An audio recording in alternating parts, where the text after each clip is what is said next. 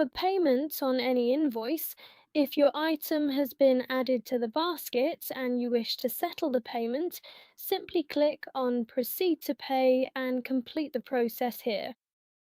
By clicking on the Unsettled Clover Payment button, you can view your list of unsettled Clover transaction payments here. By clicking on the tick icon, your payment will be added to the complete payment process. After adding this, you can then finalize the payment.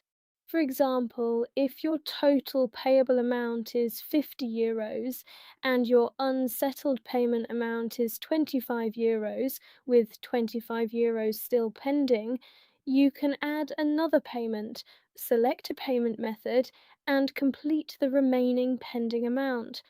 After completing the payment, click on the Complete Payment button.